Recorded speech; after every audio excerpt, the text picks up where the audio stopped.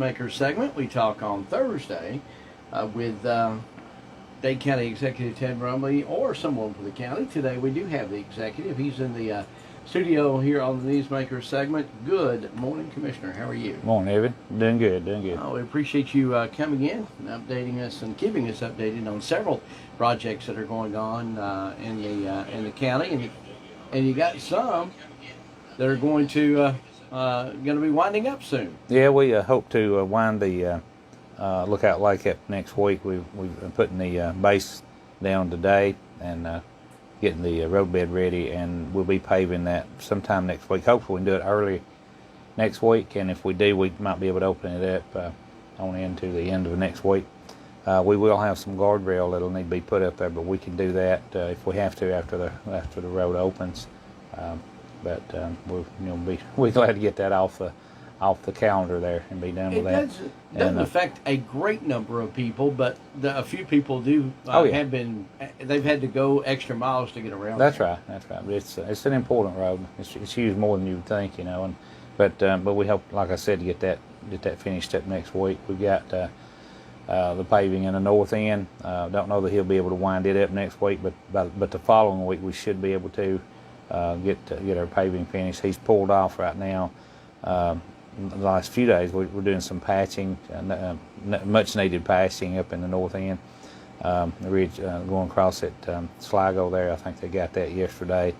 Got that picked back up, but we've got several places, and then we will get back to the long runs next week, probably first of the week. But we're just having to work that in, work the lake in around that, because that lake's important. We want to get that thing open and get it back. So, and then of course, like I've said the last few weeks, everything will be pulled off. We'll be back up there on the side of the mountain, up on County Road 6.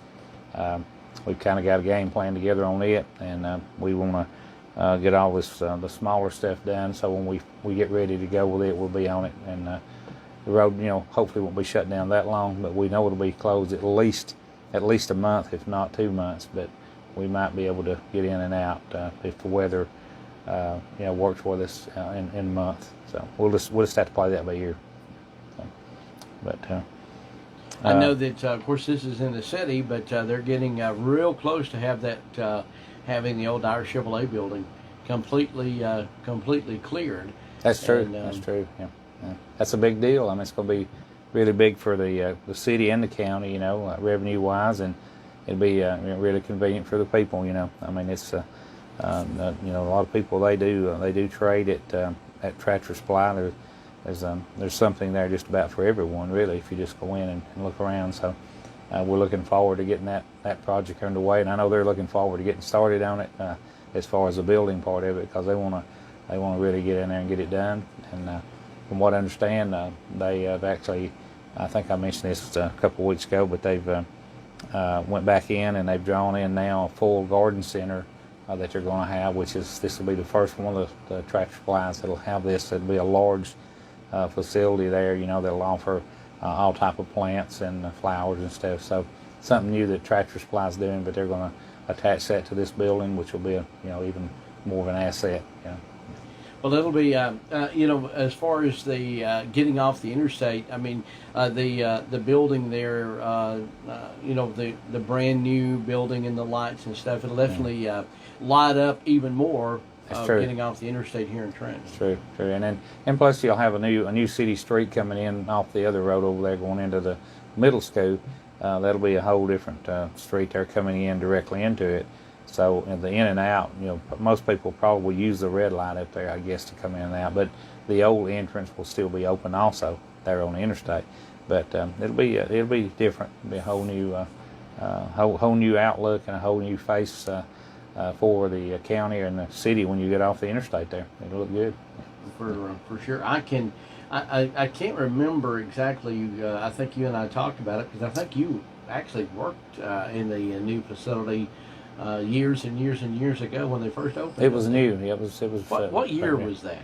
Well, it was in the 70s. It was in the early 70s. And we, Mr. Dyer, they just moved actually from the Trenton here, right where the Alpha Insurance, right across from Gross. That's where the old Dyer Chevrolet used to be, and and he had built that new facility over there, and it was a first class facility there. You know, it was a nice place, really nice. You know, but so it shows you, you know, how eras, you know, they change. You know, after so many years, you got cycles. You know, he would never, and I would never have thought that place would ever be gone. You know, torn down, because it was really a. It was a Chevrolet dealership, Yeah. and then it was a Dodge dealership, and Yeah. then transitioned into several different businesses. And of course, the last one was Cabinets to Castles and Handyman Salvage, who, by the way, are putting their finishing touches on a new building that they built on just outside the city on Highway 11. That's right. Yeah. North. That's right. That's right.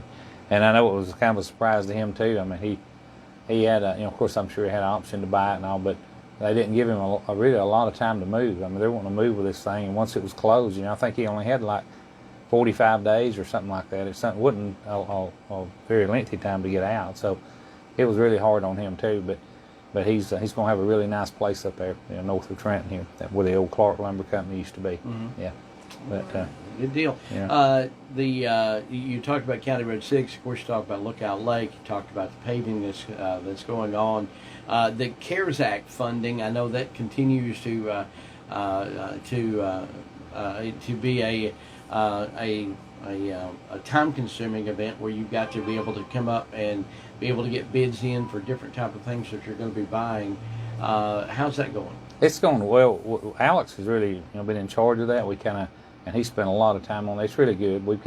We met our, I guess you'd call it our quota or whatever. We've got all that behind us. But the thing about it is, what was really rushing everyone was this phase 2, which we know now there's not going to be a phase 2.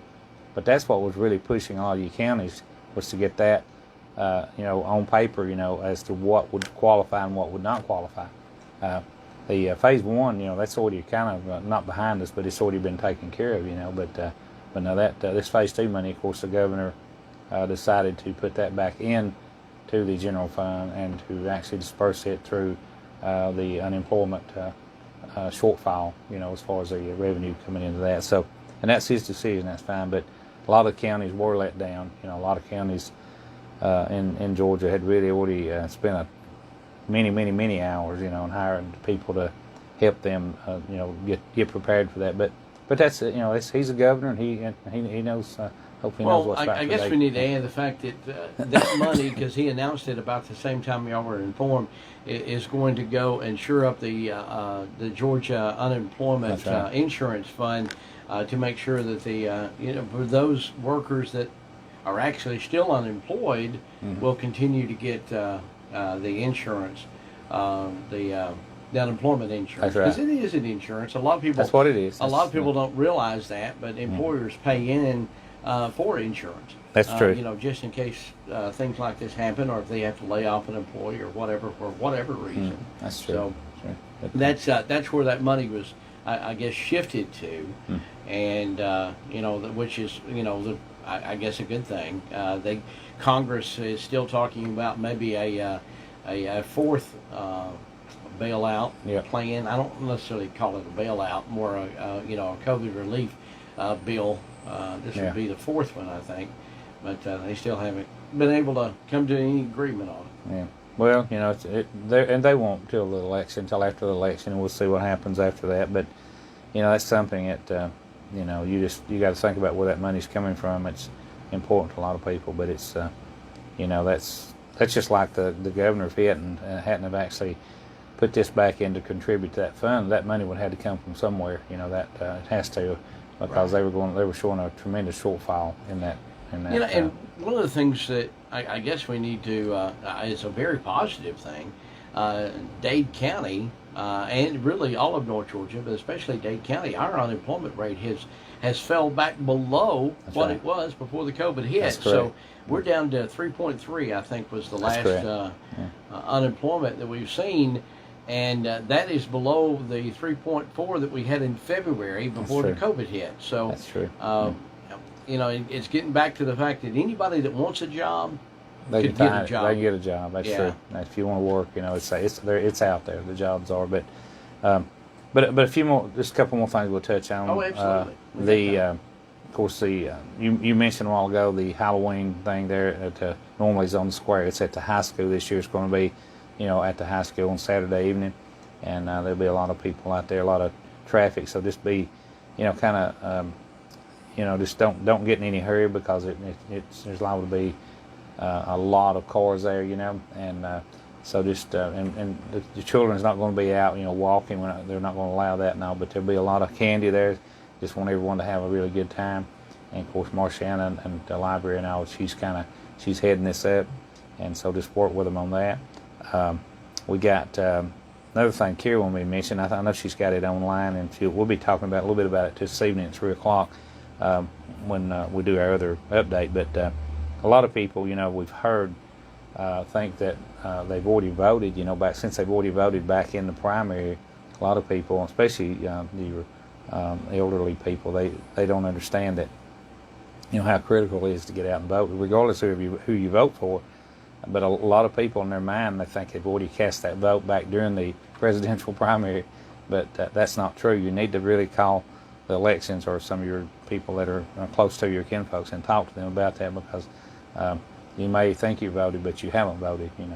Yeah, the primary back in I forget now exactly, June, I guess is when that was the primary for both the Democrat and Republican Party. This is what they call a general election, and this is the big 4-year election. That's true. I was talking to Luana yesterday, and one of the things that we were talking about, the number of folks have already voted is a big. It's going to note a big turnout already. And we were comparing some of the numbers from 2016, and we're way ahead of that. Yeah. Already. Yeah, that's true. As far as the advance voting, a lot of people. It's slowed down, she said, a little bit this week compared to last week, but there's still a lot of folks coming in. Yeah, that's true. But anyway, if you have any questions, that I possibly can answer, my number is 423-667-8999. Most of you know that number, but it's on our website. I do answer my phone, 7 days a week. If you need me, call me. And the other commissioners the same way. They don't mind you calling. That's what we do. We're public servants, and we're here to serve you. The office number is 657-4625. So if you have any questions, and Carrie, she's real easy to get a hold of. We've got our website there, and we'll be giving you another update, like I said a while ago, today at 3 o'clock. And so just tune in, and we're not sure who we're going to have on here today, on the... Just us, I think. Us, yeah. We'll see, we'll... Oh, in the library. In the library, we'll kind of play it by ear every Thursday, but we can help you anyway. Just give us a call. All right. Dade County Executive Ted Rumley in the studio with us this morning. We thank you very much for being here on the Newsmaker segment every Thursday with a lot of things that are happening around the area. Stay with us. Lots more to come on KWN Today.